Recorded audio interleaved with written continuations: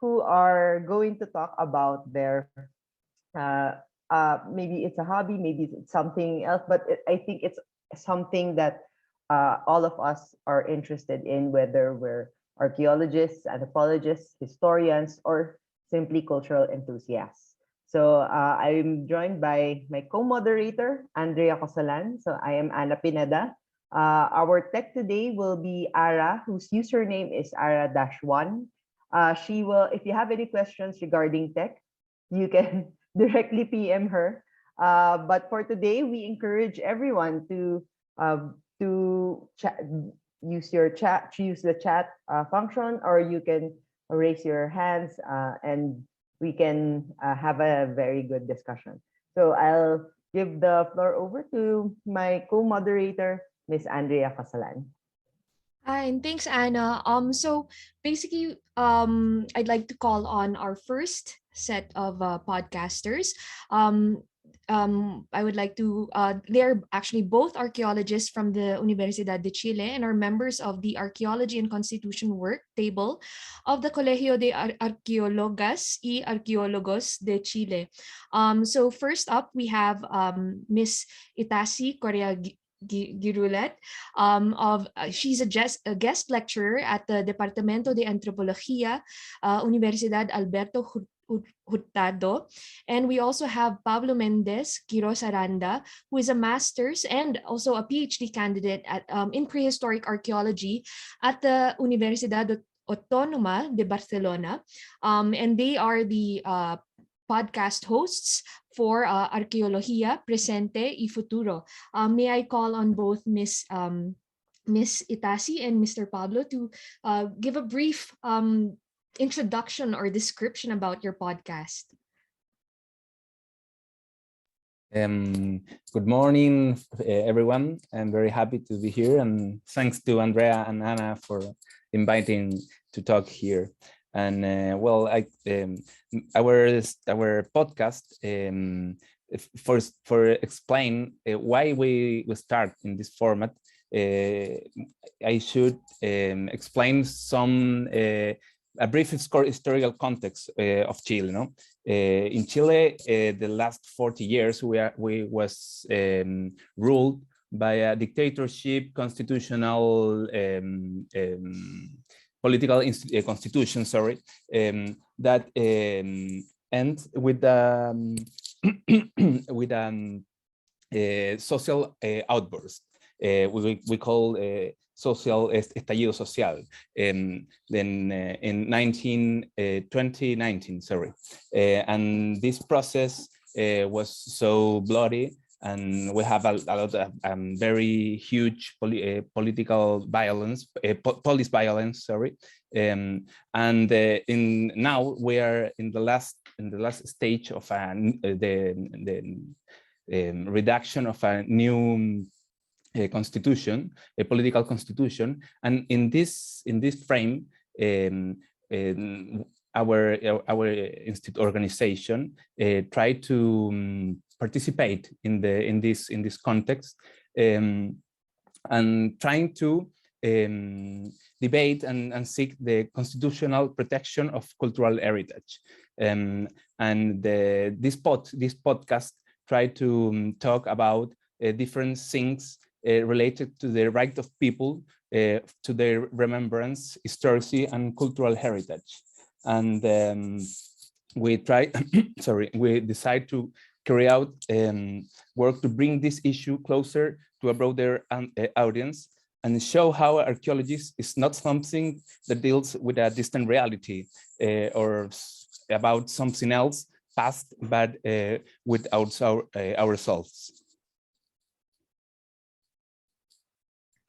So thank you very much, Pablo. We're already preparing follow-up questions in relation to that. So thank you, Mr. Pablo and Ms. Itaci. Next up, we have We have Miss Durga Kale, who is a PhD candidate at the University of Calgary, looking into aspects of cultural contact and interactions between the western coast of South Asia and Eastern Africa. So she's also an archaeologist and anthropologist by training, with experiences working with archives, exhibition, and museums. So Durga, just in case that blurb was written by Akash. So, and then we have Dr. Akash Srinivas, who is a Paleolithic archaeologist and paleoanthropologist with a newly minted PhD, focusing on the variability of stone tool technology in the South Asian Paleolithic. So he's currently a project coordinator at the India Foundation for the Arts, also dealing with podcasting, if I'm not mistaken, and has been passionately engaging in science communication and public archaeology. So these two are the minds behind, as well as the hosts for Chipping Away. So please, the floor is yours. Hello all. Akash, would you like to take it away? Sure. So I thought Durga would be giving her good morning, everybody. We are Chipping Away. We are a podcast of that looks into South Asia's past. So it's archaeology, anthropology, history, culture, art, anything and everything that throws light on the past of South Asia.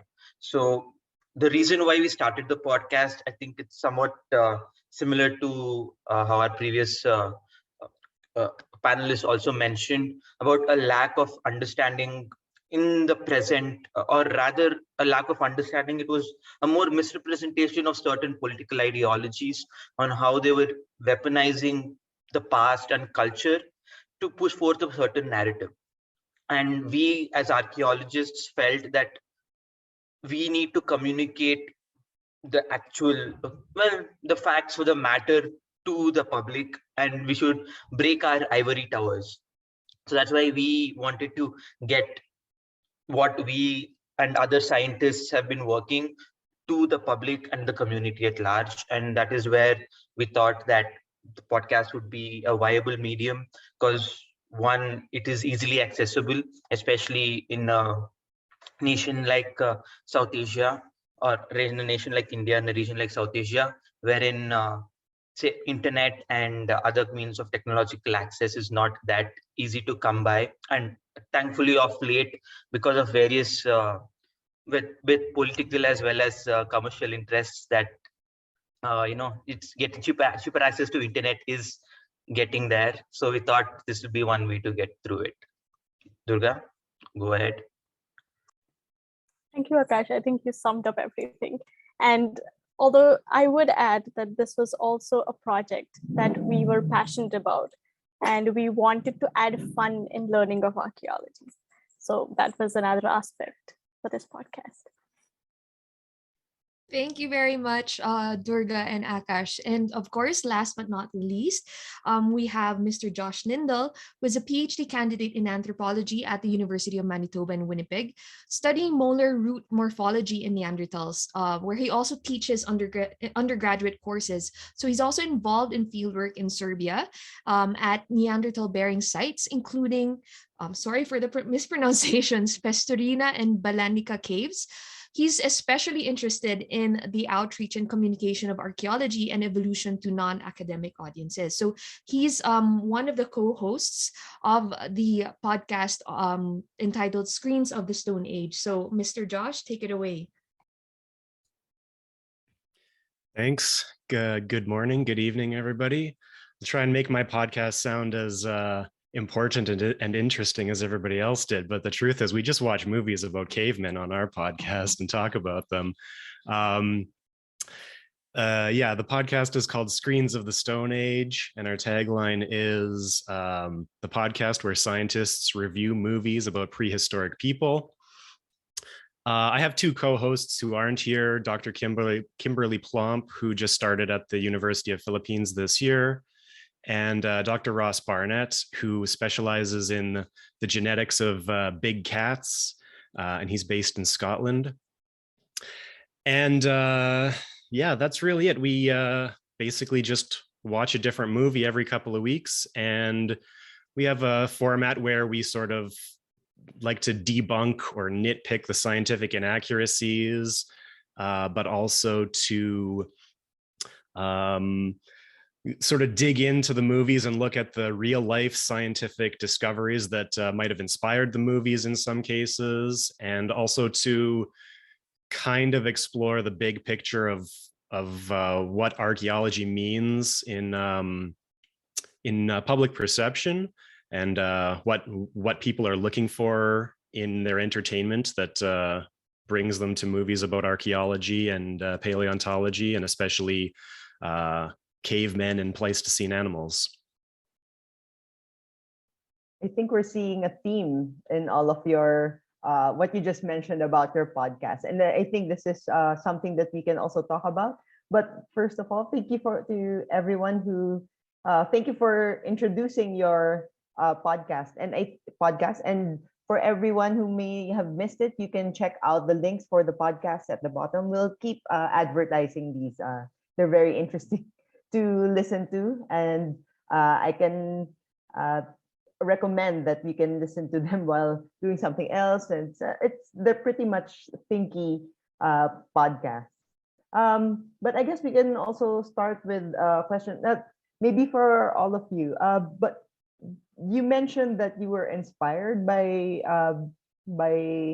starting information and starting this podcast.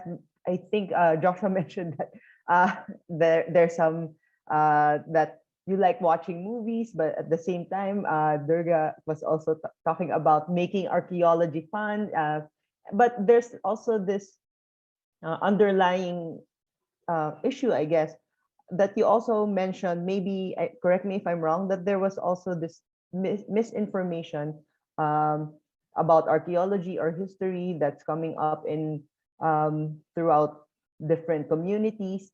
And I guess how did you decide to start that up with the podcast and addressing those misinformations?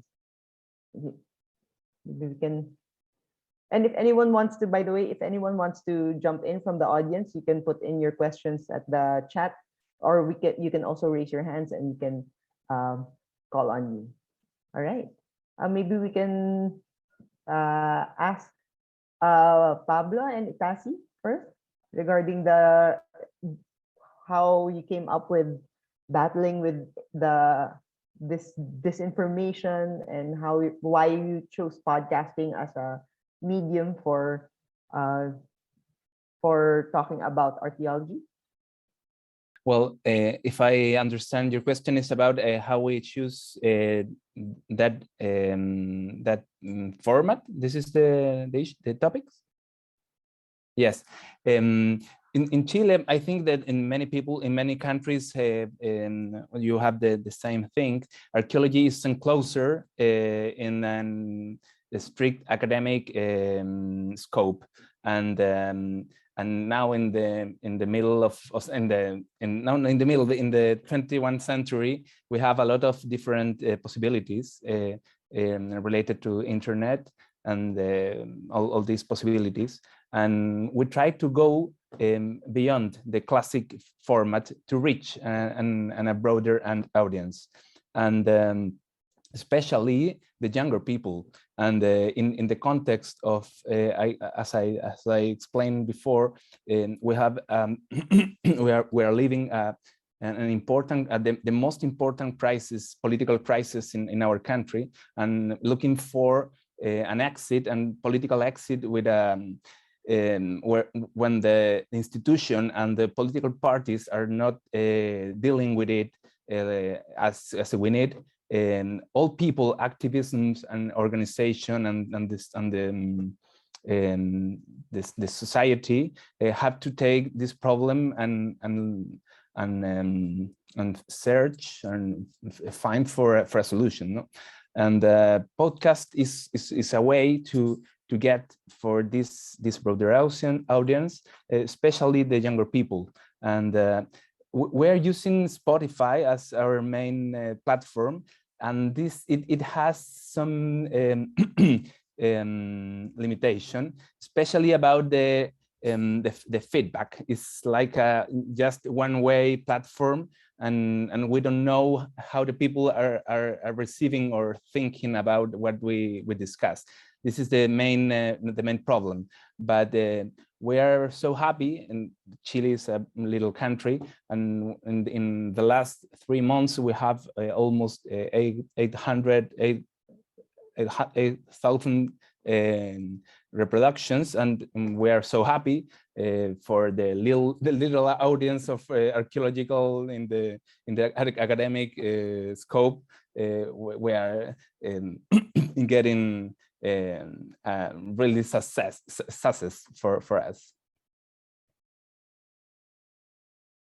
I think we can find a lot of similarities, I think, with what we're dealing with here as well in the Philippines. So and also maybe Akash and Durga, you can also jump in, because I don't know. You also mentioned the issues regarding political upheavals and issues with and how misinformation in history is also being used in political practices. Maybe you would also like to comment on that. Sure. I think the choice of podcast as audio only medium was very conscious, because on YouTube and in other AV platforms, there is a lot of consumption of data. So data is just thrown at you through visuals, through infographics, so on and so forth. And sometimes it tends to distract the viewer from what the intention of the message is. So we wanted the listeners to listen to it, and if they don't understand, they can just scroll back or go back and re-listen to it again. Or if you're walking the dog, sipping coffee on the commute, you should be able to enjoy the storytelling process, because after all, history and archaeology is a set of narratives and the way you look at the combined past. That's what we always reiterate on our podcast. So it was a very conscious choice of medium. And that's why, in spite of many suggestions that people suggest, oh, this sounds all good, but why don't you put it on YouTube? Why don't you add animation to that? We are quite guarded about changing the format, because it would detract the main message. And as you rightly pointed out, since we want to put the narratives in a sort of neutral space without coloring it as A and B, I think the format really lends to that, because then the listener can listen to it and make their own understanding or connect the dots from various episodes together. So yeah, that's my small blurb about the medium. Akash, would you like to add on? Sure. And I think another aspect is at least the way within India, how history is taught is very one-dimensional. It's basically a list of dates, places, and names of emperors and kings doing this conquest, that conquest. But I think, as we all know, there's more to our past than just this list of rulers, list of battles, list of dates. So we wanted to also highlight that at least especially for the prehistoric bit where we don't have any writing, that where you can see that it's interpretation of the archaeologists as well as the people translating the archaeological research into textbooks and other popular articles, how they are the ones linking various dots for us. So it was our way of trying to present the dots to the people and telling them, or rather telling us, that it is our collective community and our collective past. So here are the dots. Everybody is entitled to join them as and when they want. And here, now join.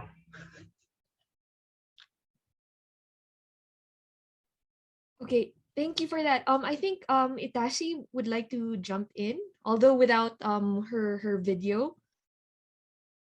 She's doing it podcast style,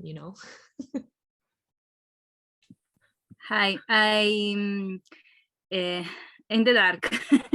I need to repeat the question to the answer. Oh, the question was, why did you choose podcasting as a medium for sharing the information? Yes. Well, in principle, our podcast seeks to leave the academic space and bring reflections on cultural heritage, the relationships between the state, well, researchers, to the people that is not in the academic, are not the people that listen radio in Chile. Maybe Spotify is not yet a thing that so many people listen in the podcast format. They listen music, but it's a way to that people that is not academic to maybe they are looking they are looking something with related to archaeology, and they don't know where, and this format maybe is better for this. Thank you, Itaci. Perhaps we'd like to extend the question to Josh as well. Like, perhaps like, why didn't you choose something like, I don't know, like a YouTube commentary style or something to that effect? Yeah, MST3K style. Pablo? Yeah, I initially would have preferred to do something like YouTube. But I think the main reason that we chose podcasting is just because of the low barrier to entry and the much easier process of learning how to do it, because I don't have any prior experience in podcasting or in video editing. I have some basic experience with sound recordings, so it was very easy to jump into podcasting.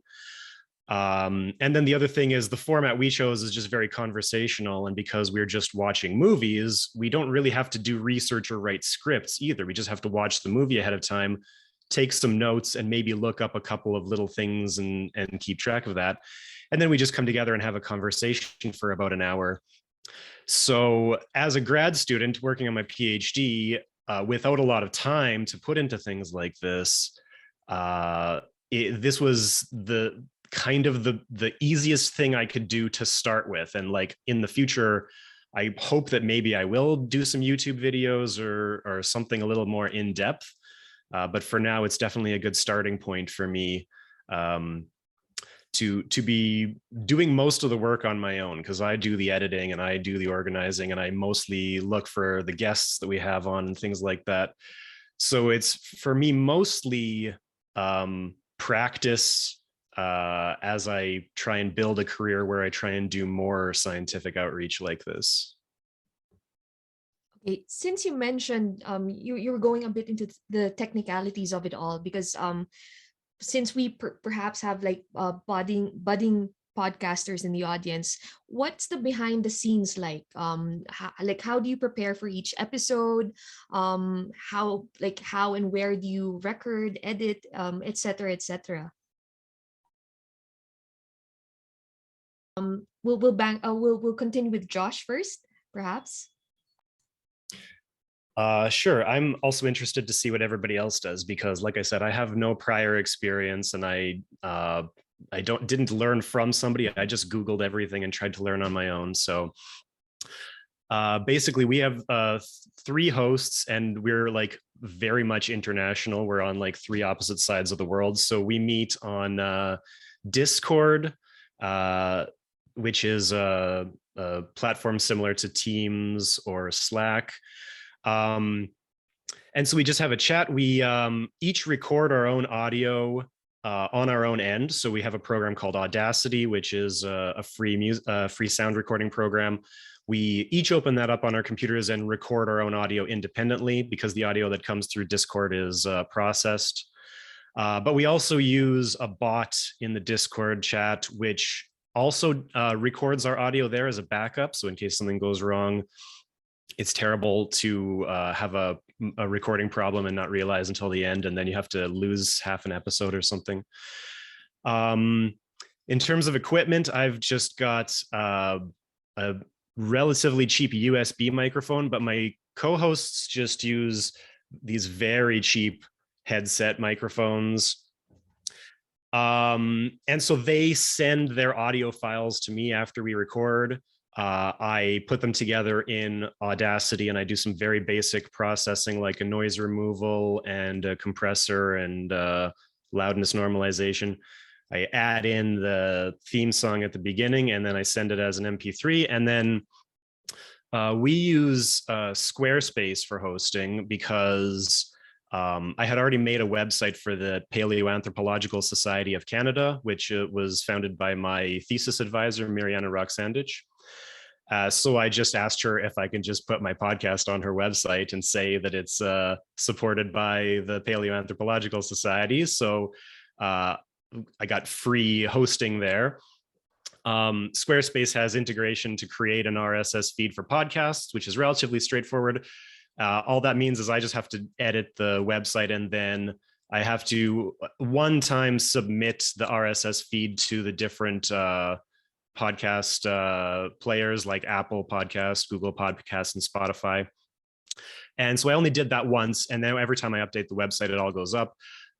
So the costs that we have are the website fees, which are paid annually, and then $20 Canadian for 2 headsets for my co-hosts, and I'm using equipment that I already had. So it's possible to do this very cheap. I'm interested if other people are using dedicated podcast hosting platforms. I think someone said Buzzsprout, to see what that experience is like. So because you mentioned Buzzsprout, I know Akash and Durga are using Buzzsprout. Care to jump in? Because I noticed you were like really agreeing with some of his points. Actually, Josh, you hit the nail on its head with this initial struggle in figuring out things and then actually getting into the whole process. So we were fortunate with Buzzsprout because they have an educational clause for which you can sort of self-nominate your podcast. So we did that, and we were grandfathered, so we don't pay a dime for hosting. And the cool thing from that portal was we could send the RSS feed to all the other clients, such as Spotify, Apple Podcasts, Amazon, if I'm not mistaken, and other such hosting platforms. Akash, would you like to jump in with the Audacity bit? Sure. And the rest of the process, again, is very similar to what Josh mentioned. We just get online. Thankfully, I think initially we were supported by University of Calgary with Squad Cast, wherein we can meet and record. And later on, I think that's something we are doing ourselves. Recently, we got some funding from the India Foundation for the Arts. So we're using that to offset some of our expenses, such as Squadcast and maybe some other maintenance softwares. Then yeah, rest of it, we try and use open source, open access stuff. So like Audacity, thankfully, like she said, Buzzsprout hosts us openly. So, and yeah, and just like Josh also mentioned, it was all trial and error. None of us, one, as we're just doing our PhDs, have a lot of time. And 2, we don't have the technical expertise. So we're just learning on the go. Every episode, you make new mistakes and you try and solve it by making different mistakes in the next episode. Thanks. How about, oh, sorry, Durga, sorry. Go ahead. Go ahead. No. So I wasn't going to contribute anything solid, but it was just that when Joshua mentioned that, oh, it would be a shame to lose your recording and realize halfway through. And we've been there, done that. So we had a solid episode that we were really happy about. And we interviewed the guest speaker. It was one of the most memorable episodes. And when we went back in, the guest's audio was not recorded. And it was such a downer. But yeah, I was just playing that clip in my head when Joshua was recounting what could go wrong. But yeah. And that was probably one of our best episodes we ever recorded. And it's the episode that was never meant to be. It's like the dinosaur, the MacGuffin episode. It's okay. How about Pablo and Itaci? Have you had similar experiences or I don't know, bloopers in effect?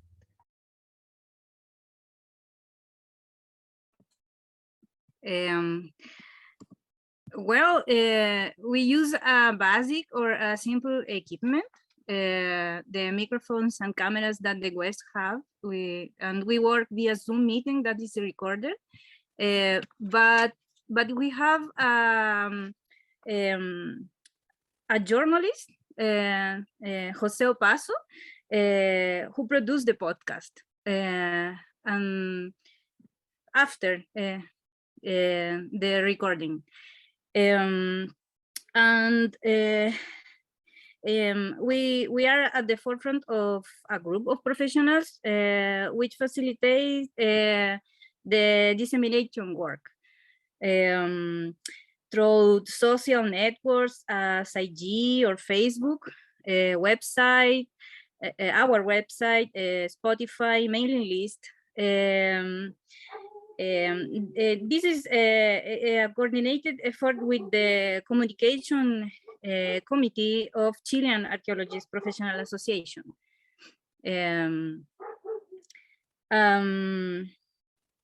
Well, and we have a very coordinated work. Our plan has been to release an episode every 2 weeks. When an episode is launched, 2 or 3 1-minute spots that containing image, audio, and text are circulated on social networks. And each episode is presented on the institutional website with a brief note, and at the same time, the recording with image is uploaded to our YouTube channel. Well, there is no more than 2 guests in the episodes because in the other way it's too long. The conversations that need to be 20 minutes to be quickly and not boring to who is listening. I think that's also the challenge, trying to keep everything, trying to keep conversation going and having to talk about things. What do you think, Pablo? Or yes, Pablo. I just want to add that we think that the protagonist of our podcast are the guests, are not us, and we are trying to put some topics and articulate the conversation. But of course, we are spoken few minutes inside each episode, and they are the stars, not we.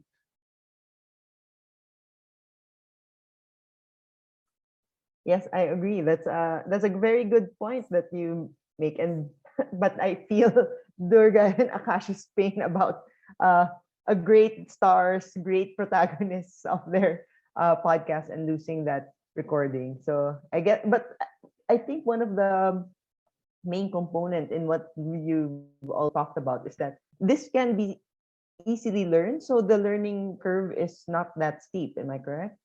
Okay. And so anyone who might be interested in doing podcasting or might want to listen to podcasting, it doesn't need, you don't need high tech, but maybe you just need a silent room. I guess that's one of the challenges. You need a silent space where you can record your works. But I really, I never thought about that Audacity software just to record the audio separately. That's great. Perhaps because both Josh, Pablo, and Itaci mentioned that you have affiliations, right? Like for Josh, you have the Paleoanthropology Society of Canada. For Pablo and Itaci, you have the Colegio de Arqueólogos and Arqueólogas. We were just actually curious if perhaps because of these this affiliation, does it sometimes affect or influence the topics that you choose, or the perspectives that you can talk about or discuss? Does that affect it in any way, or are you just free to speak about anything and everything? In our case, we have no limitations, or we are not censored for our institution, and and the principle that link us inside the association is the political commitment, and we are trying to put this not typical topics in the conversation, as part of the academic conversation and reflections, because most years, in our case, under the dictatorship or after this period, academic work was with scare about talk about political things inside the university, because we are scientists. But now we are living in another epoch, and now it's time to talk about the things. So we are very free to talk about different topics, and go and looking for sorry, my English is not working. Podcast is things is thinking to be the place to talk about these issues. Said my thesis advisor is the president, and I'm the website editor, and my co-host Kim is the treasurer of the Paleoanthropological Society. I don't think that Mariana has even listened to more than a couple of our episodes. So if we did say something that we shouldn't have said for the Paleoanthropological Society, who would know? Fair enough. But what about Akash and Durga? Because you mentioned earlier about creating this neutral space as well. So how do you maneuver through these complexities? That's $1 million question. Also because we are kind of in an interesting spot where we want funding, we want institutions to back us up, but we are very selective as to whose support we would want to take on, for various reasons, as you just highlighted, because we don't want our narrative to be influenced by what the funding agency wants. So that is the kind of boat we are in. And as you mentioned about this podcast being a neutral space and opening more conversations and sort of ways in which we can rethink the data at hand, we are actually opting to publicize our podcast to students, younger generations, or independent archaeologists, public archaeologists, more than going through the institutional or organizational route. So obviously there are our own professors who listen to our podcast. Some like it, some don't. For some it is too liberal, for some it is too controversial and whatnot. But it is an interesting mix of, let's say, emotions and affiliations that we are playing with or trying to guard us from. So I don't really have a straight answer to your question, but that is our sort of work in progress kind of a situation. Akash, would you like to chime in?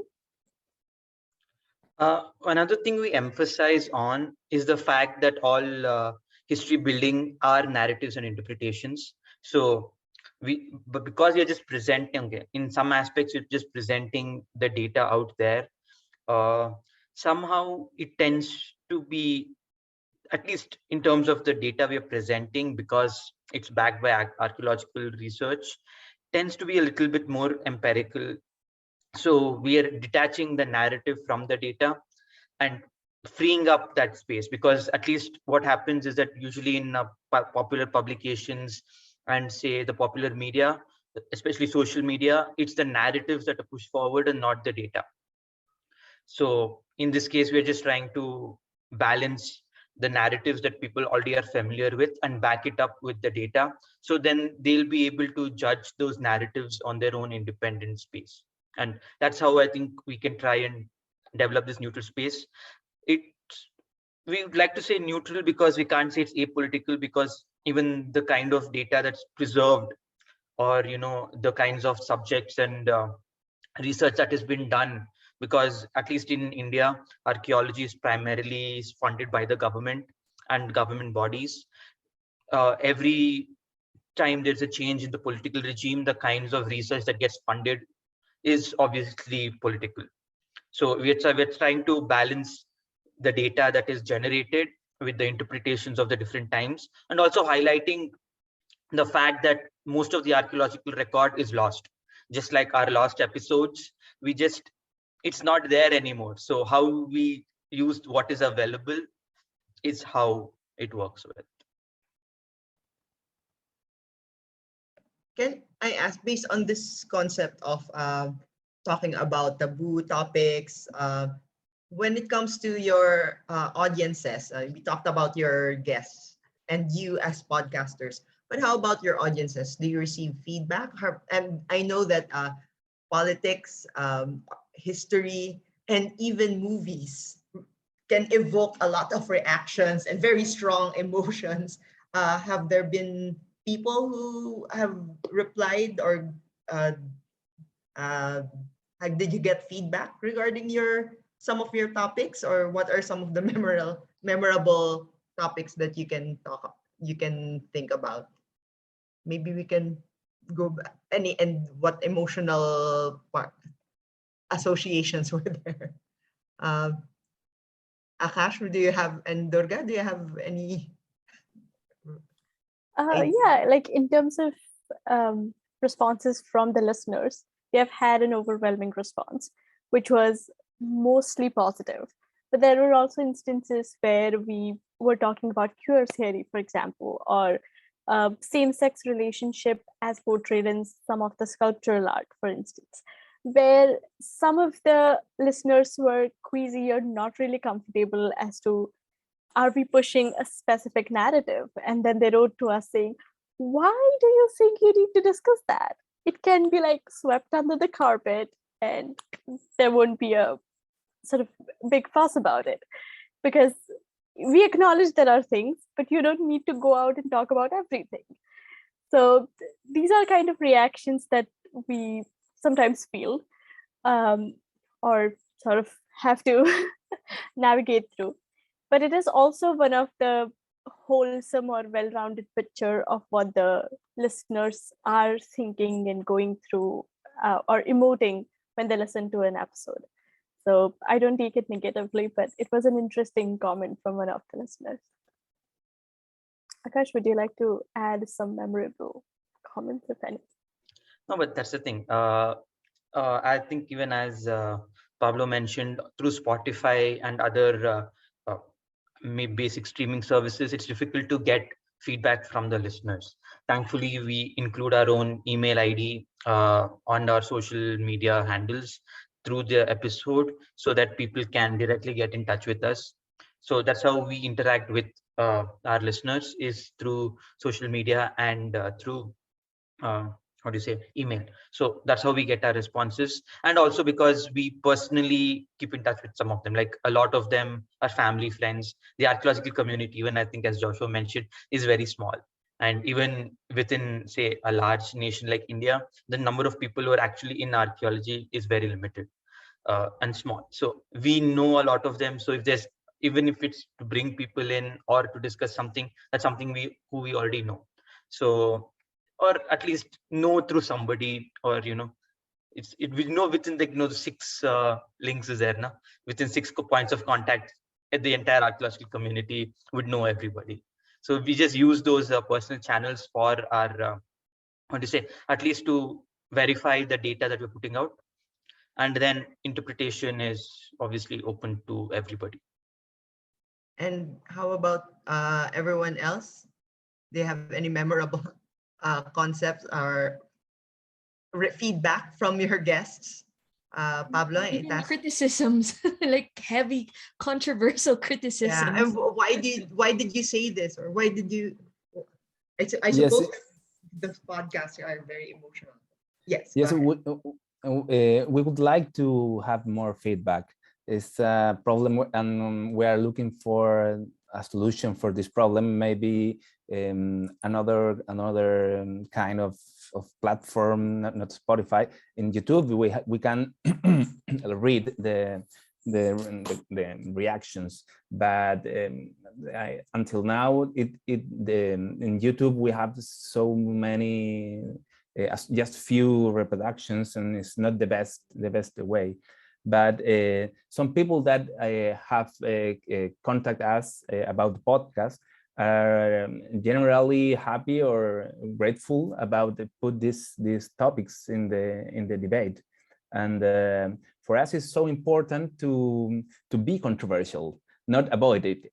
And this is a general problem in the actual society, that some things are not good to talk about on the table, you know, and we are trying to deal with it. And in this context, we are not archaeologists talking about archaeology for not archaeologists. We are inviting guests from different areas. Of course, always we have archaeologists inside, but we are trying to generate a debate with another voices, and make a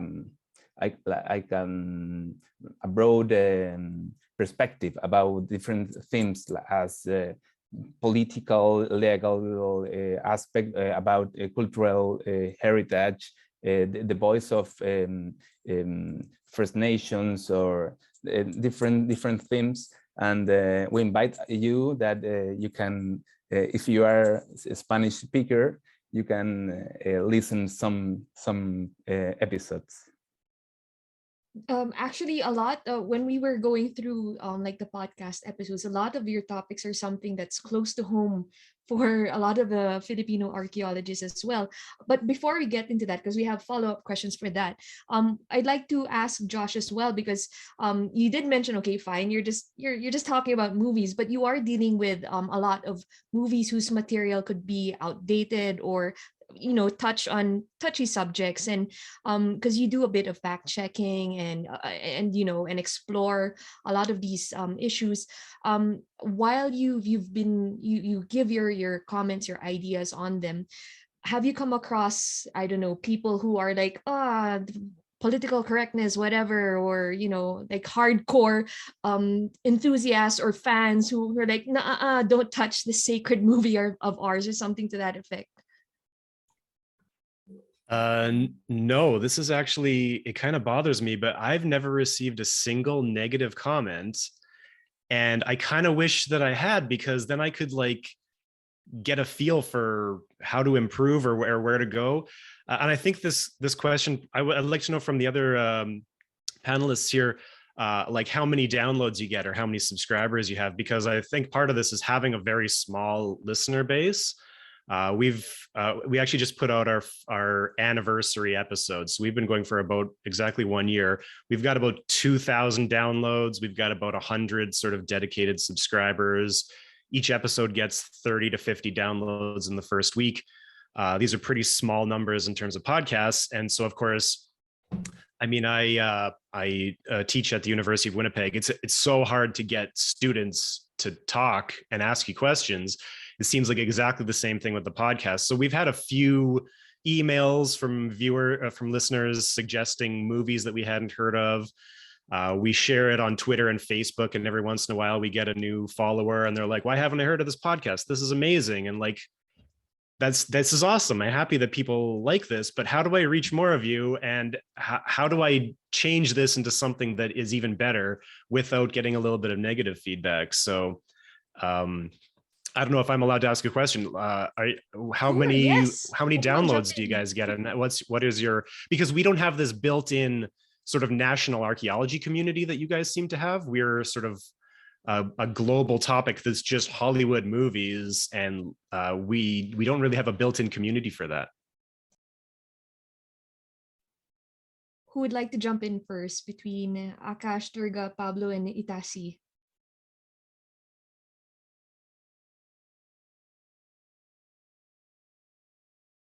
Durga? Well, I'm signaling Akash because he's the one who keeps the tabs on how many downloads and all of that. So yeah, so the thing is, because Buzzsprout is just one of the ways with which we interact with the audiences, and Spotify, all of them are different. We don't have an amalgamated stat count. So it's very difficult for us to get an actual number. And also because a lot of times people just don't download, they just stream online and listen. So it's not considered as a download. So the counts are a little off. And plus, because we're also grandfather, we don't get the fancy the statistics package, which we can, get more stats from. If you would get by, say, premium and or all of the other means. But we've just started our third season right now, but each season is about 12, 13 episodes. So we're in our, what is that? 20. So 30, 25, 30 episodes is 25th episode or something is where we are currently at. But as you said, we average about 100, 150 downloads. At least this is purely on Buzzsprout, because others, we've not looked at other softwares to accumulate the data. But the thing is, yeah, even though people are listening to it, the numbers might not show it.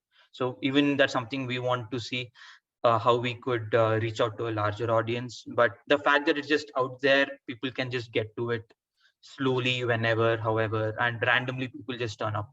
But per week, at least through Buzzsprout, we keep getting those notifications that maybe about 50 new downloads this week has come up. So we know that's a minimum baseline. So that's with the stats. And I think as archaeologists, we also know how stats can easily be modified to suit whatever narrative you want. So that's another thing. Knowledge is problematic. Because if I'm not mistaken, all of you started your podcasts around the pandemic, right? How about Pablo and Itaci? Yes. So yeah, so Pablo and Itaci, whether or not, because especially you have such a large advocacy with your podcast as well.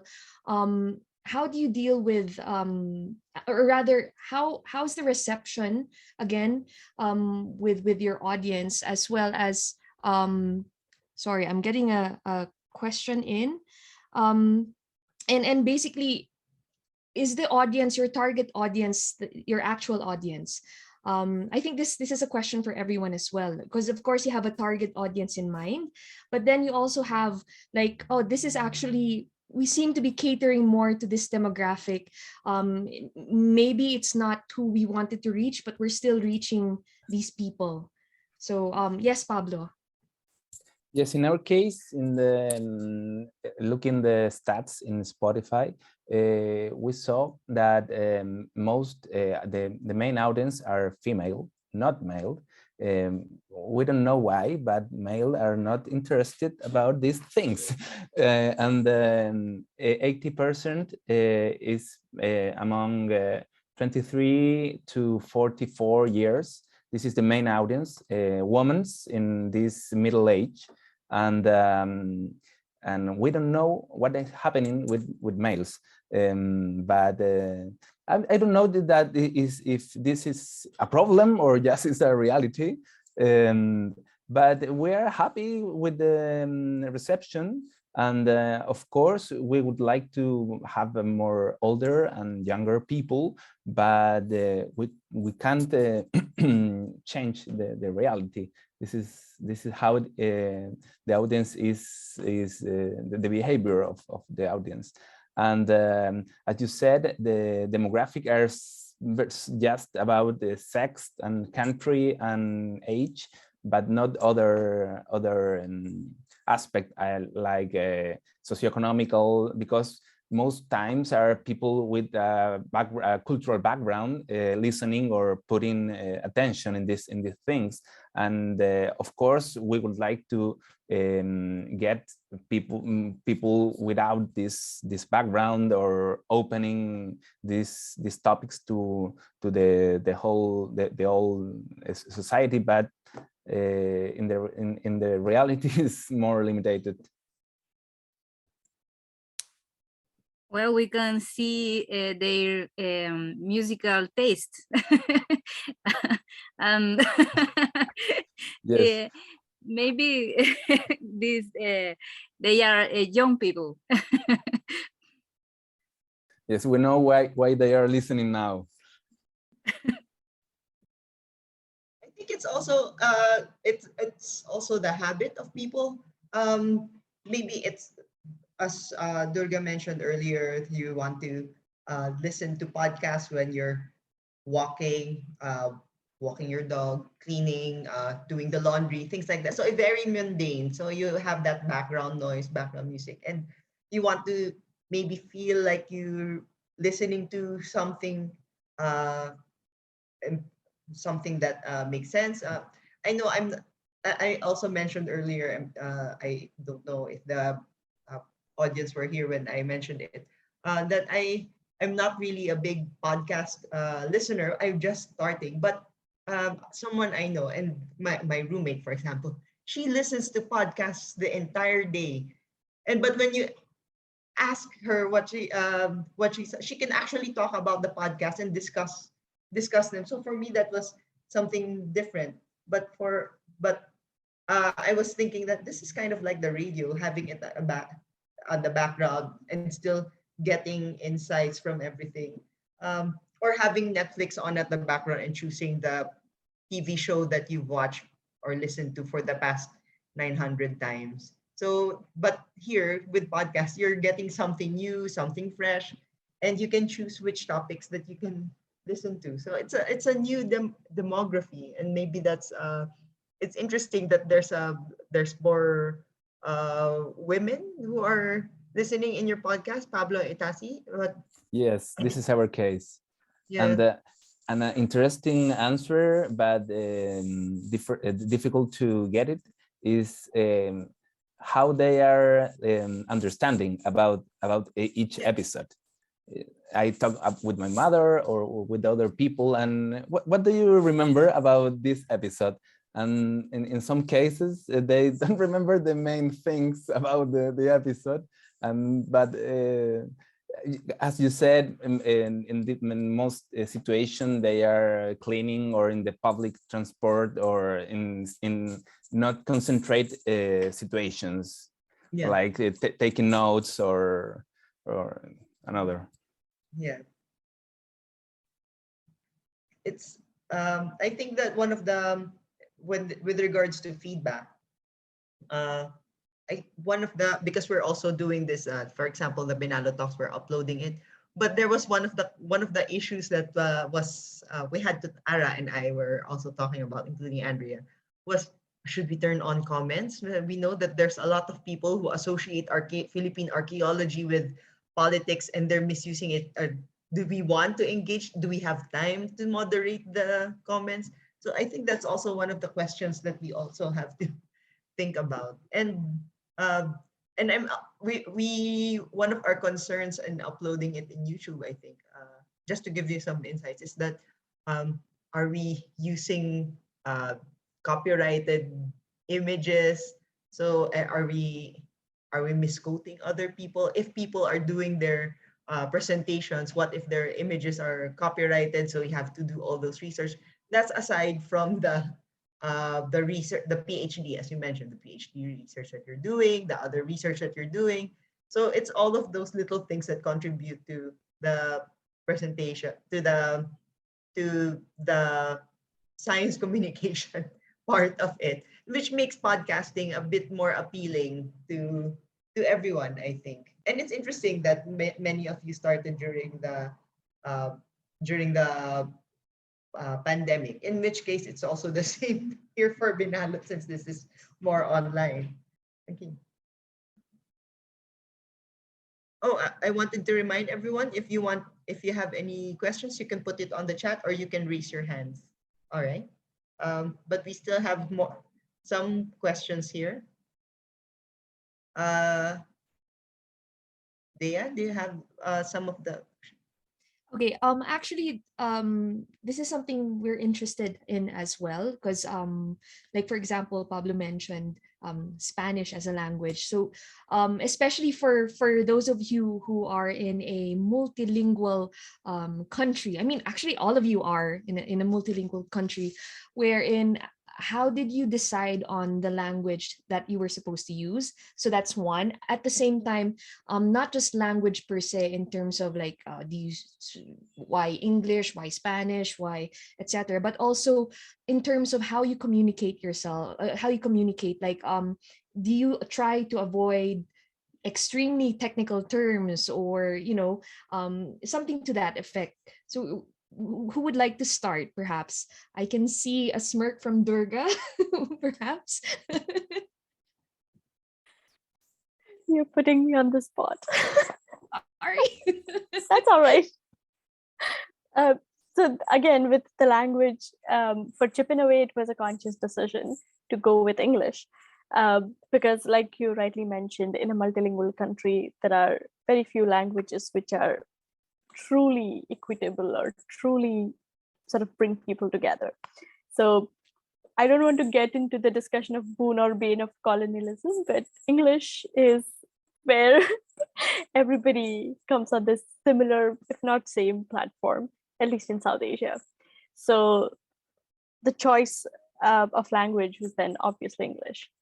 And in most higher education scenarios, if not all, in South Asia, English is the predominant language of instruction. So hence it was English. And in terms of technical language in its usage, we try to keep it probably on a minimum scale, but we still use some of the technical terms so that it is not completely out of the kilter if the listener is to go and Google somewhere and then hit upon that technical term. So we try and explain it as much as we can through our narratives or through our discussions on the podcast. And since our discussions are also not scripted, we go with the flow and try and take that technical term apart as much as we can so that the listener would walk away from some idea of what that technical term means or stands for. Akash, would you like to add anything? Sure, and I think that's also one of the reasons we chose English was because both of us are more comfortable, as she said that we have this English educational background, because in most high schools, even if they're not directly teaching in English is something that is taught. So to a large base within South Asia, English is something that they can at least understand. If there is, at least the accented English, the Indian English that we speak of. So that is one aspect. But moving forward, we would like to at least get transcripts in different languages, and in possible get translations of various episodes in different languages, local languages, so we can increase our audience reach. But that is something we are planning to do long term, because obviously to get translators, we have to obviously get funding for that. That's something we're thinking of in the long term, but yeah. So at least there's that intent of trying to reach out to not just, to different, groups as well, and backgrounds. With here, we also have like a contrast, because if I'm not mistaken, like with Josh and Screens of the Stone Age, it's more like an international audience, if I'm not mistaken. Whereas with Pablo and Itaci, it's more specialized audience, where you're looking at Chile, right? Thus why you're focusing more on in Spanish, if I'm not mistaken. Yes, our natural language is Spanish, not just in Chile, in South America and Mexico and Central America. And we have some audience, little audience outside Chile, but mainly in other neighbor countries. But and in Peru, in Bolivia, in Argentina, some topics are familiar, and they have similar problems or political questioning about patriarchal conceptions in the academic, or essentialisms, or other things that our podcast could be interest. But the natural language is Spanish, and in Chile and in most Latin American, people don't speak English maybe in Mexico, they are speaking English, or Puerto Rico, but it's not our case.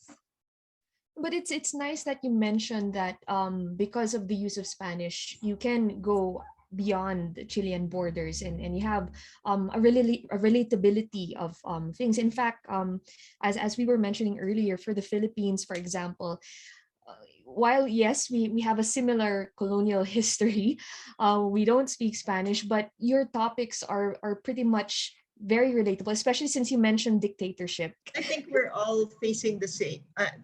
It's not just here, but there's also this this need to start using archaeology to battle disinformation. Akash and Durga hit it on with the concept that we shouldn't be in our ivory towers, but it's still but the concept of language, it's not just using the language to talk about our regional language or the linguistic aspect. There's also this aspect of how can we not alienate possible audiences, and I think that's also one of the issues regarding feedback, because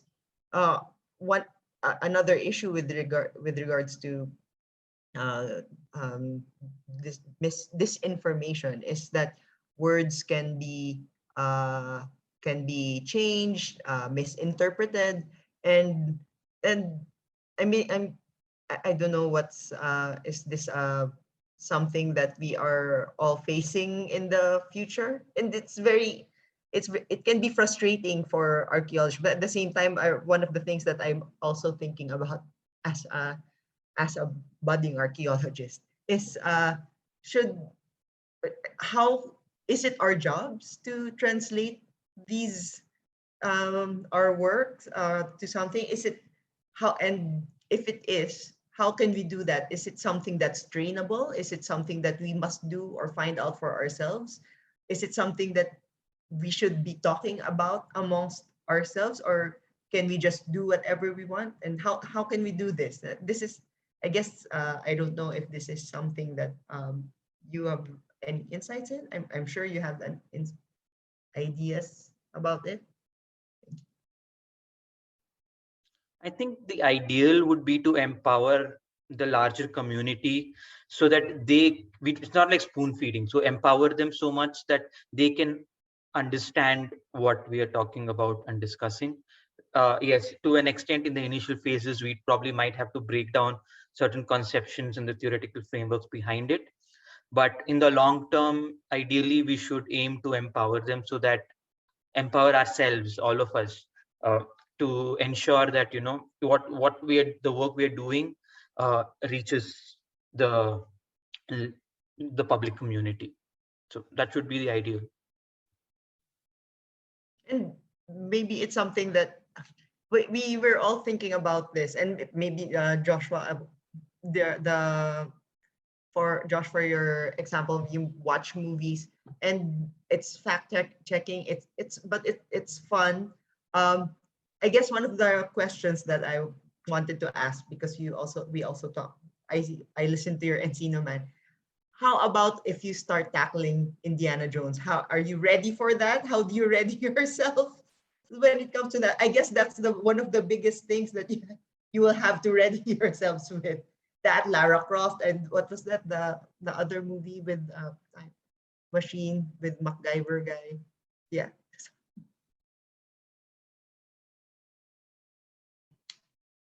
If it's and looking, yeah. Go ahead, Josh. Sorry. Well, I mean, we haven't done those ones yet because we're Screens of the Stone Age. So we're trying to do like more prehistoric, but we've discovered that there's not a lot of really good, really prehistoric movies. And we've done a lot of really bad ones lately, which is probably hurting our listenership.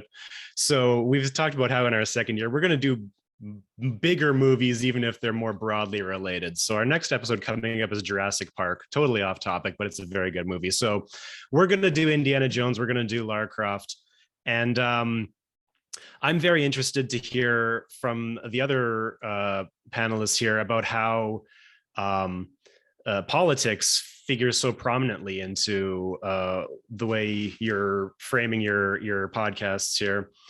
And I feel like maybe it's just in the paleoanthropology where we're dealing with really ancient humans, and it's a little bit harder to connect that directly. But I feel like the people that I'm dealing with more directly don't seem to think that archaeology is quite as political. I mean, it's certainly political in Canada, but not quite as much at the forefront as it seems to be for you guys. And so yeah, I've been talking about how we just review movies, but we always talk about in all these movies what the themes in the movies say about the way people engage with the past. And in a lot of the movies that we've watched, there are some problematic things. Like there's a movie 10,000 BC, which is one of our highest watched episodes. And you guys are all nodding because you know exactly what the problem with this is. It's, I mean, there's a lot of racism and problematic stuff that ends up getting into archaeological topics. So, I mean, I said we don't have anything that's taboo, and I think it's just that the three of us are really all on the same page about these things, and we don't seem to have a problem talking about them. And I also teach a new course at the University of Winnipeg about archaeology and popular culture, where I talk about specifically this, and I kind of start off the course the same way, where I'm like, we're just going to talk about movies for the whole term. And then by the end of it, surprise, it's all racism and white nationalism all the way to the bottom, right? So I kind of have forgot what your question was, but anyway, I was just rambling there. What was your question? No, it's just the question was mostly about how will you tackle this a lot of the taboo parts. We always keep going back to the concept of taboo topics, but I think it's also very hard to talk about them. It's some of what Pablo and Itaci mentioned was politics as well, and I think it's, as Andrea mentioned, this is becoming an issue here in the Philippines, and elsewhere, really. and elsewhere, yeah. So and Akash and Durga were also talking about how to go beyond the usual, the historical parts of the narratives of Indian Indian history. So how can we deal with that? And that's very hard, because I think it's very hard to go through it, because it's already ingrained. When people think about here in the Philippines, when we talk about history, we start with the Spanish period, and then everything just starts from there. But even if you look at the non-Spanish period, the older parts, it becomes more co-opted into regional identities, which becomes hard when you're trying to deal with the public. And this incites a lot of emotional ideas from the people. I guess it's also the same with many of you. At least that's how we're finding it here in the Philippines when we're talking about archaeology and history. And it's being it's very folklorish, I guess, and which is very acceptable, but it's also something that we also have to tackle as archaeologists. It's been wondering if it's misinformation or something. That, and yeah. Sorry? In Chile, we in the current political constitution said that we are one country, one nation, one people, and one language. And the current debate is just about how we can change this conception, thinking that we have more than 10 First Nation or indigenous groups, and they have some of they still have their language, and another I have lost the language.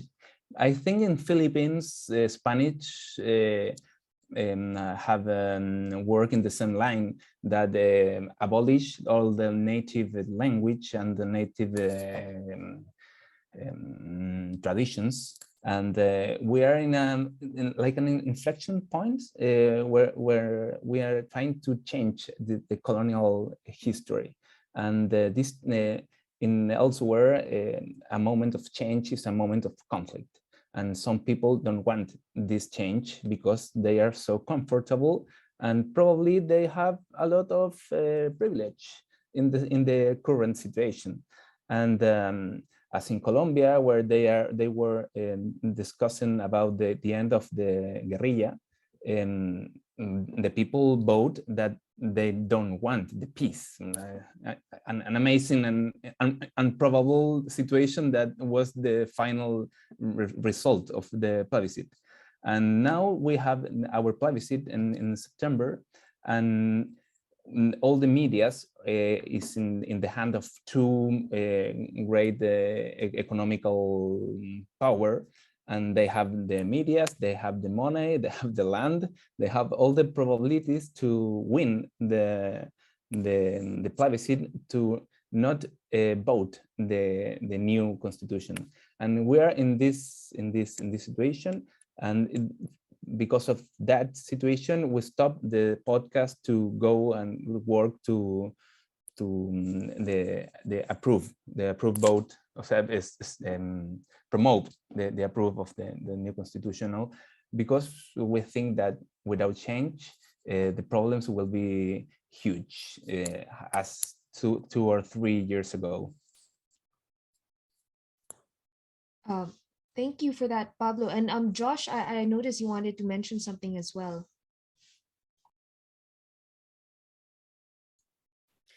Yeah, I'm not sure if I remember what I was going to say. I think your question was like how do we prepare to approach difficult topics? And I think that overall, I would say that we just jump in and do it. And I think that all of us are probably in the same place right now. We're recognizing, for me in Canada here, and maybe for the rest of you, archaeology may have been an academic discipline where academics talk amongst themselves in academic journals, and nobody outside of academia knows what's going on. And we're recognizing that that can become dangerous, and it's we need to shift our field towards somehow where we can directly speak to people outside of academia rather than have it filtered through journalism or popular culture, and we can play a more active role in building those narratives ourselves.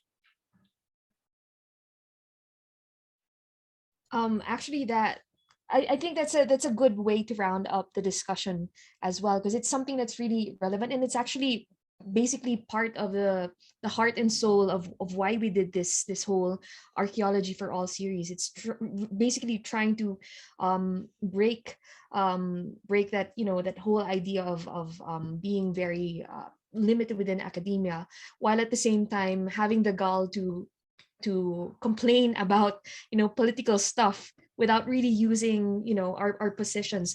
But before we get further into that, we'll just open the floor to any questions from the audience. In fact, we already have some.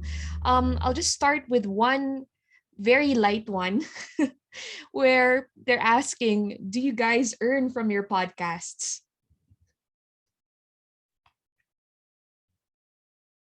I see no's all around. Not yet. Not yet. Do you have You're talking about money?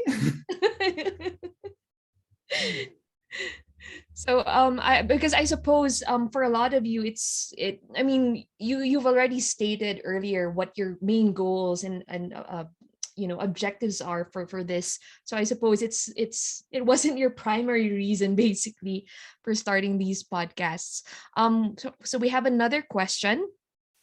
This is for everyone, but mostly directed to Mr. Lindell, because you're dealing with movies and pop culture. But again, anyone else can jump in. Have they considered branching out into video games besides movies? Because there are some video games that revolve around archaeology, like Tomb Raider. Recently, there's an archaeologist version of Phasmophobia.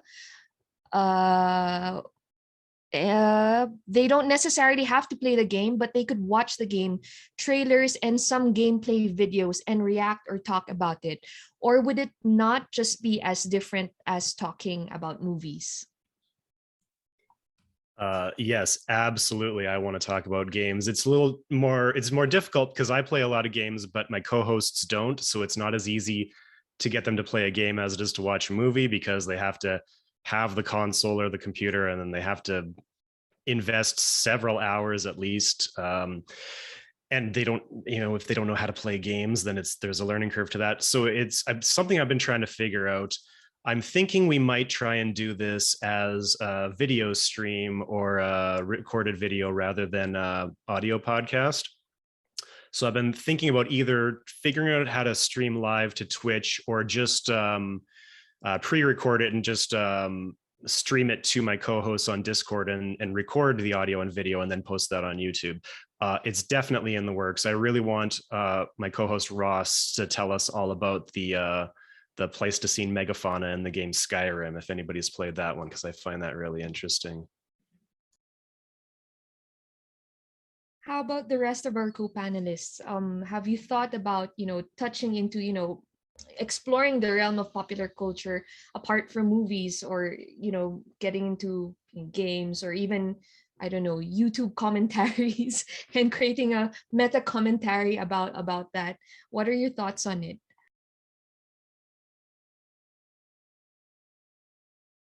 I think, yeah, definitely popular culture and the representation of archaeology in the past is something that we are very interested in. We were looking at making a little small series also about how India's past is highlighted through various movies. So I think maybe we'll collaborate with Josh on this, because I know you guys are doing a wonderful job.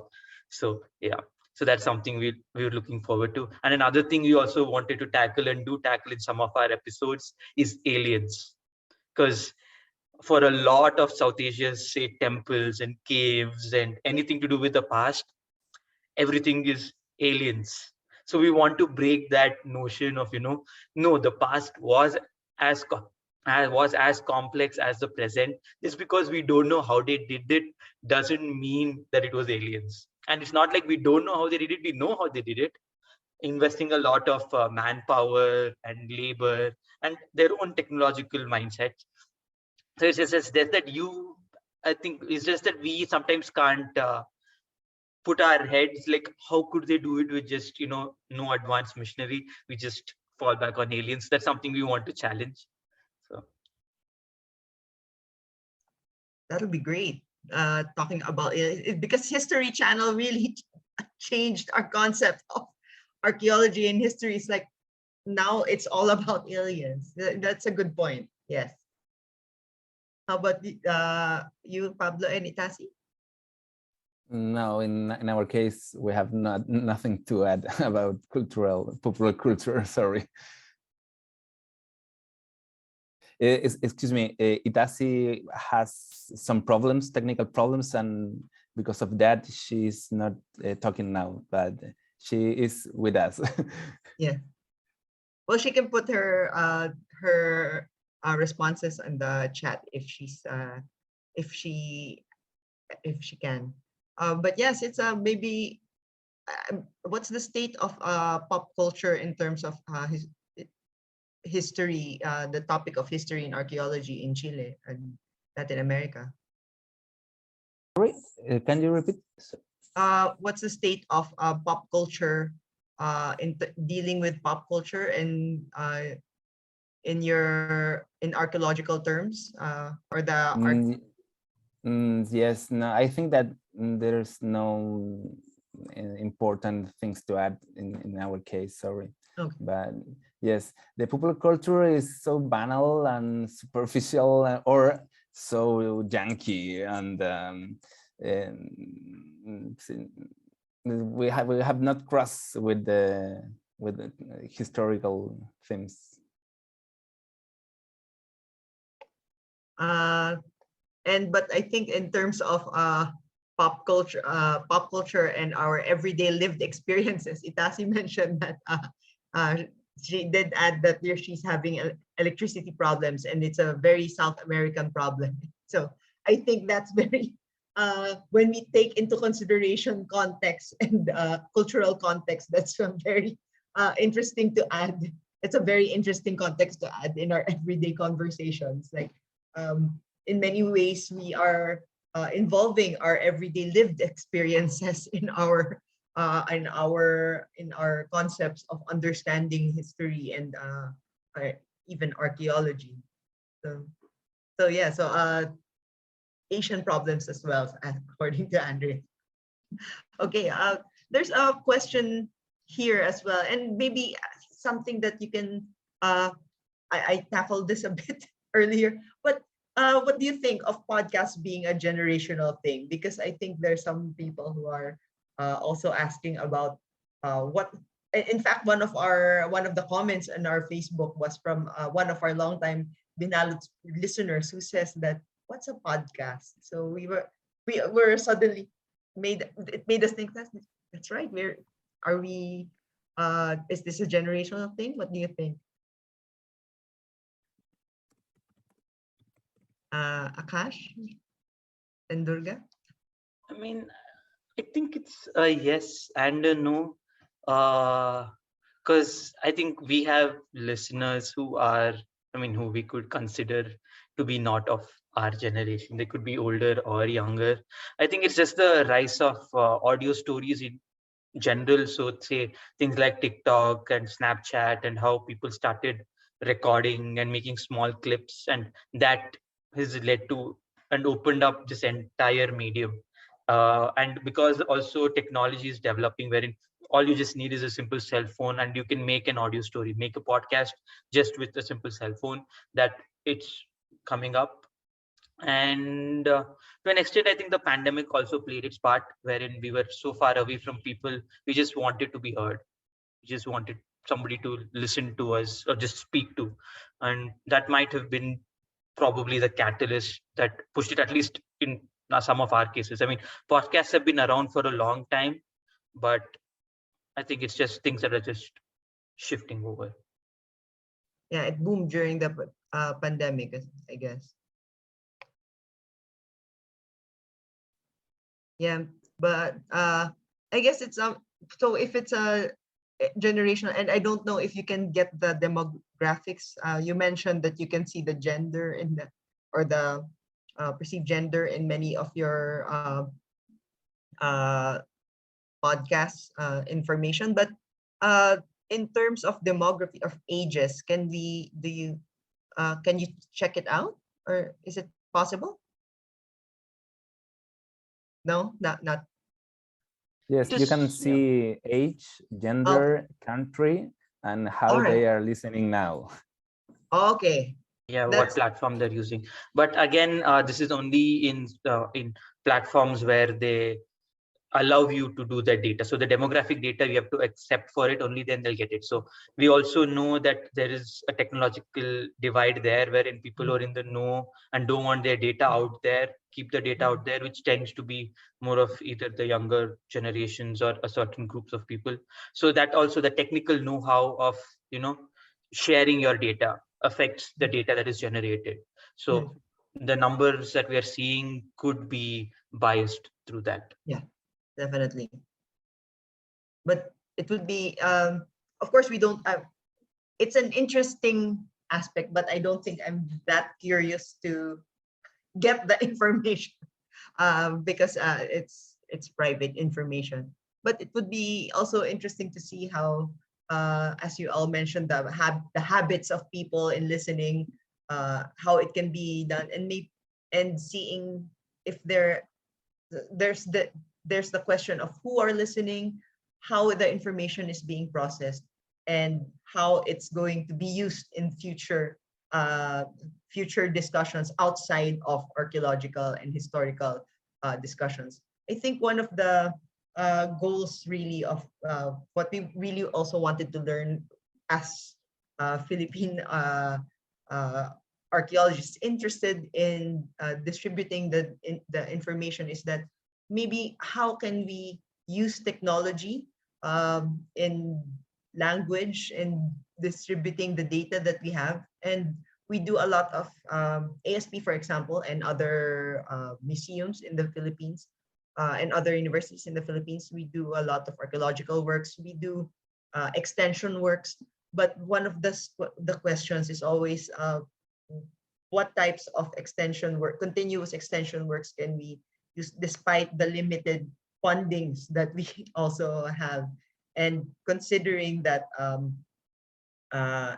we're very cautious as well. I think that's also one of the issues that we are facing as archaeologists, that we always say that there's the possibility, we always use the terms, there's the possibility that this wasn't done. So we're very careful in the words, the language that we're using, but perhaps there's also the need to say that we know our work. So that's, I think it's a good thing that you're all coming together and you're helping us find new ways of reaching new people to talk to.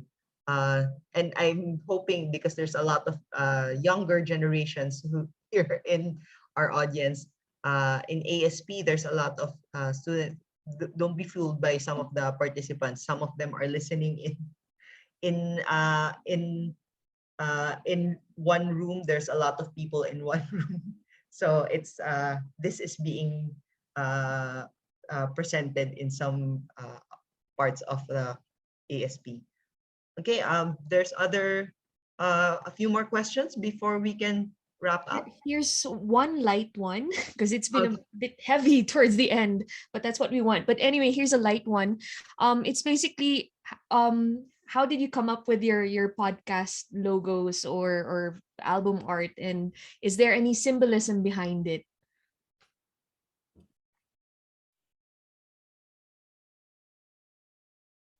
In our case, we try to select like a native iconographic, but without failing in an cultural appropriation.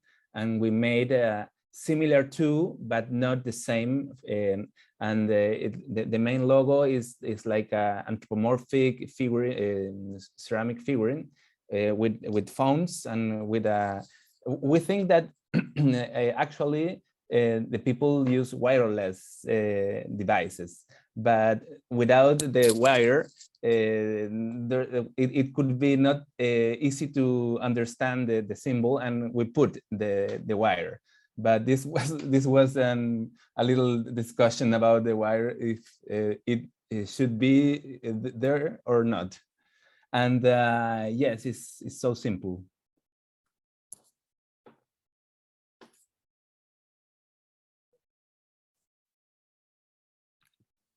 It's kind of cute, and I guess it gives. Yeah, they really had. I think it encompasses all the cute, the ideas of symbols of your archaeology, but putting together the past and the future. So it's really cute. Look at it. So, and of course, we have I don't know, this designer, working in these things, a professional working on the illustration. All right, thank you. That was really cute. How about Josh, your symbol? Yeah, I'm lucky enough to have a good friend who studied archaeology with me in undergrad and then went on to become a graphic designer. So I got him to help me out for free again, so we can avoid having any costs. And so our logo, we wanted to, I mean, if you think about pop culture, anything about cavemen, the first thing you think about is probably the Flintstones. So we wanted a Flintstones TV. Since we're watching movies, we can put our logo on a TV and it to be a caveman TV. So I told him what I had in mind. He immediately drew these megalithic letters, which is exactly the same thing that I would have drawn, because I think everybody else probably would have imagined exactly the same thing. We collaborated a little bit. I made this 3D television set out of stone, and so he did the drawing and I did the 3D, and then we sent our files back and forth a few times to edit it and get it to a way we like it.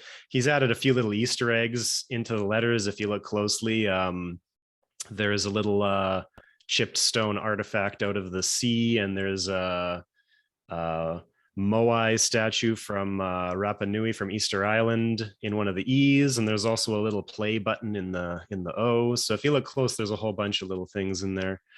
So yeah, I got it done for free by asking friends for help and then just trading files back and forth for a few weeks. That's really cute, and I think that I like the Easter eggs there. Now that I look closely, I can see the Rapa Nui E's. That's really cute. And how about Akash and Durga? So I think our logo started real simple. It was like two nutcases or two stones trying to chip away at one theme at a time. And that was the simplistic sort of inspiration. So we did not want to overcomplicate the design, also because I realized that sometimes when it appears as a small symbol, if there are a lot of details on the sides, they get cut.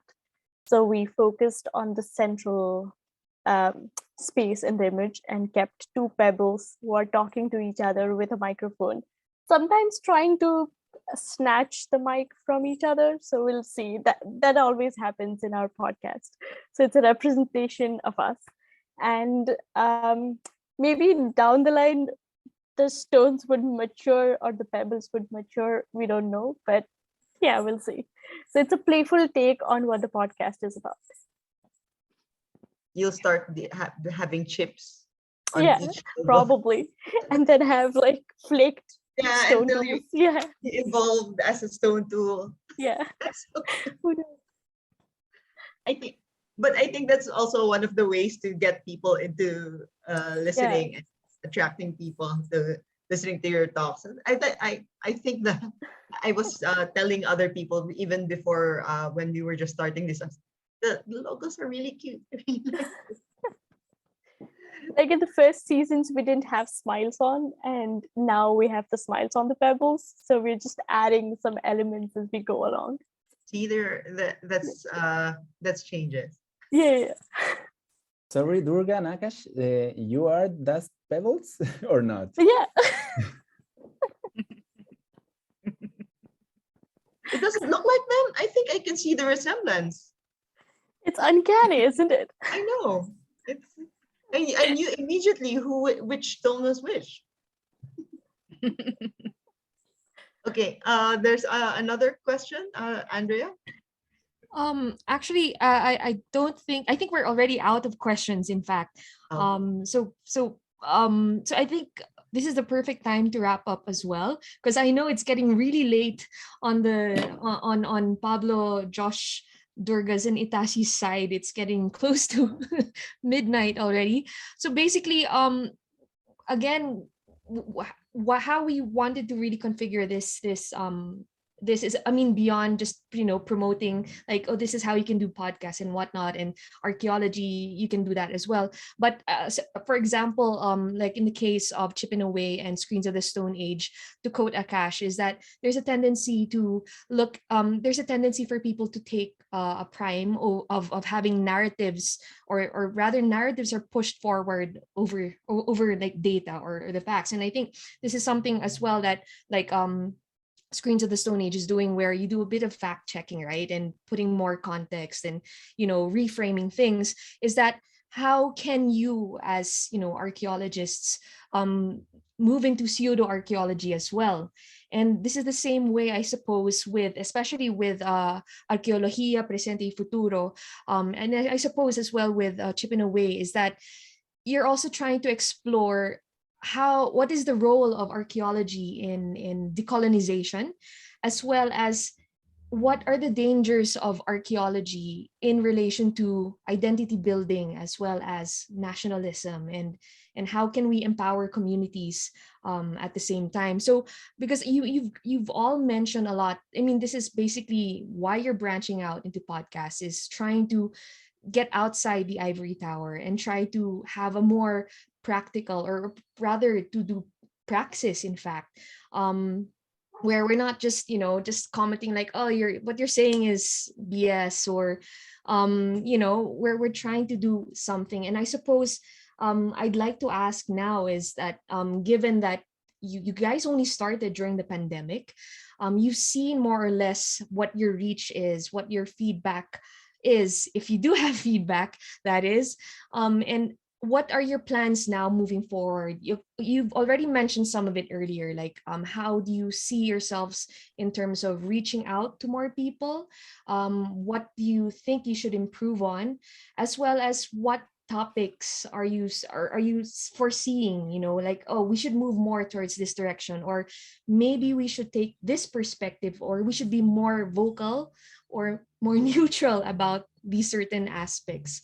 So whoever would like to start, go ahead. I know it's a loaded Maybe I question as well. volunteer this time. Thanks, Durga. So one of the sort of recurrent themes or an undercurrent for most of our episodes has been decolonizing the narratives. So that is something that we want to forge ahead with. Also because we, as like in the academic careers that we individually develop or encounter, there is a lot of pushback between the emic and the etic perspectives in looking at the past and what was the definition of the past. And those kind of walls that we constantly hit up against. And add to that the political agendas and the narratives.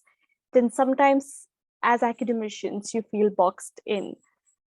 So we would attempt to free up these conversations and really continue forging ahead with what one of the core ideals would be. Now, this is again a loaded term, but decolonization. And to bring that to light, we are looking for guests who work in areas which are not directly archaeology, but allied to archaeology, something like botanical science, or maybe dating methodology, but with a chemistry focus, for instance, and what perspectives these individuals can bring to the study of the past. So that would be the general direction in which we would forge ahead. Thank you. How about, do you think that this is the same for you, Akash? Yeah, sure. I mean, as she said, we're putting ourselves into boxes and disciplines. So in a way, we want to chip away at these boxes to show that how, the past is, like, I mean, sorry for reiteration, but is as complex as the present. So we trying to box it up into different studies or different groups or different periods or different cultures and peoples is not probably how they themselves saw their presence, which is our past. So we just want to highlight the integrated multiplicity of perspectives and all of those fun terms.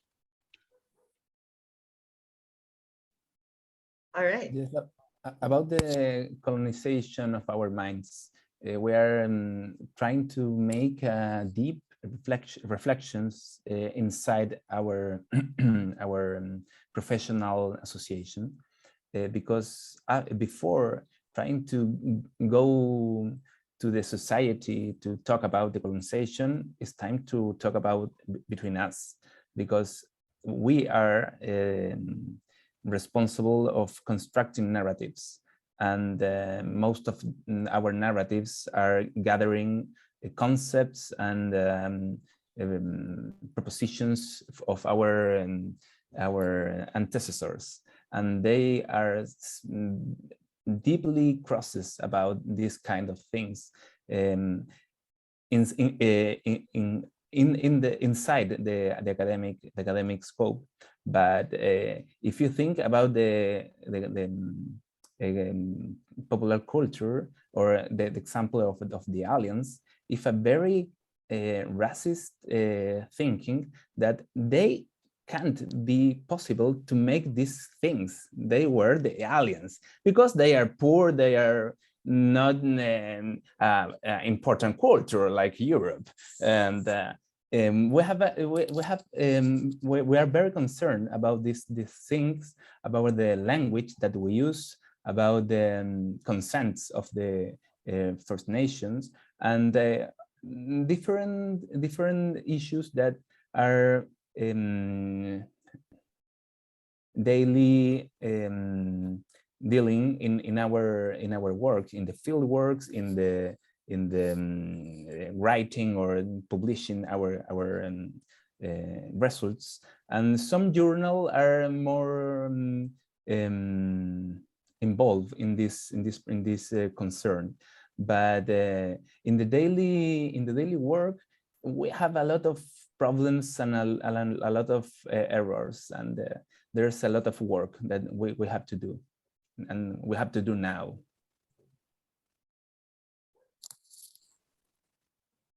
Definitely. And how about I think it's something that we can all think about in terms of how we can use it for the future. But thanks for sharing with us. How about you? For the Screens of the Stone Age, what's up next? Well, as I said, we just completed our first year, and we've sort of decided in our last episode that we're going to need to broaden our topic a little bit so that we don't keep watching worse and worse movies. So we've been mostly focusing on Pleistocene, movies set in the Pleistocene, looking at evolution, human evolution, and evolution of other animals as well, and human origins more broadly, which is really where our specialties all lie, so we can all say something to that. As we start branching out into movies that might cover more historical archaeological topics, I think what I would like to do is to try and reach out to more guests. We have guests on every maybe fourth or fifth episode. And as someone else has already said, the episodes with the guests are always the best episodes. Especially if they are really passionate about what they're talking about, and then we can let them talk for most of the episode. So if we're going to start doing movies that cover more historical topics or that focus on specific regions, I would love to get guests that specialize in those regions, and see if, I guess we'll see if there's any difference in the themes that we see in more historical archaeological movies compared to the more ancient movies. Yes, I think it's a lot. There's always going to be a lot of interest in history and prehistory in terms of local perspectives, representation. That's something that I think we can all agree with. Thank you, everyone, for this wonderful talk. We hope that you had some good understanding and good shared experience. Concepts. And on our end, we really got a lot of information. There's some people are directly messaging us, the moderators, with questions and discussions as well. But this is just for everyone who are listening or who is not familiar with the podcasts yet. Maybe this is your time to start listening to podcasts, and we can highly recommend 3 of the podcasts that we just listened to. And they're very nice to listen to in the background, or even you can also engage with them. A lot of their topics are very relatable for those who are, or for our Philippine audience. A lot of their topics is something we can jump off on as well. So please do check them out. Ara has linked them here in the chat box, as well as on the Facebook page. If I'm not mistaken, Anna, the university page as well has promoted them. So please do check them out. We have so many questions that we would like to, continue on because we really want to pick your brains, but we do understand it's almost midnight on most of our speakers' side of the world. So thank you so much, and we do hope we have future collaborations and engagements as well. Okay. Oh, we Dr. Grace Barreto Tesoro, would you like to oh, we have someone coming in. Dr. Grace, would you like to speak, or should we read your message instead? Hi, good morning to all. Sorry, my internet connection is not stable. So thank you very much. It was nice seeing you again, Akash. I think I saw you and met you several years ago, but I'm so glad that I've seen you again today. And thank you very much to Pablo, Joshua, Durga, and for Itaci, for sharing your ideas with us and for making time to do a talk in a different time zone. I hope that we can meet you in person someday, and you're welcome to visit the Philippines for research and other types of collaborations with us. And I hope that this is not the last time that we get to interact with you online and hopefully in person soon. Thank you. So thank you very much. That was the director of the University of the Philippines Archaeological Studies program. So thank you, Ma'am Grace. Okay, Anna.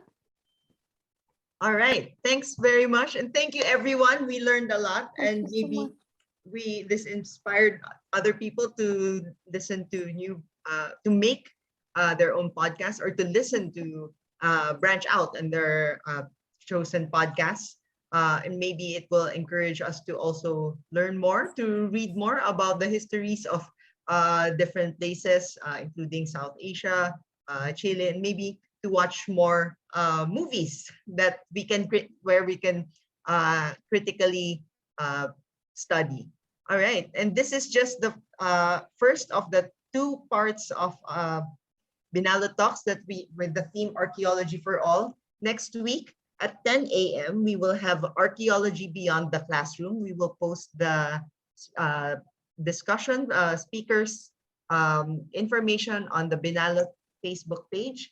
But for now, we would like to thank everyone for taking their time. Thank you to all the speakers for taking your time to Thank you for listen. having us. Thank you very much. And we'll see you all next week, hopefully. Bye. Our heartfelt Thank you thanks for to your everyone. invitation. Good night Thank on you. your end. Thank Time you. to sleep. Thank you. Thank you. And we're playing our exit music sounds. That's a good idea about background. All right. Thank you, everyone. Good night. Bye.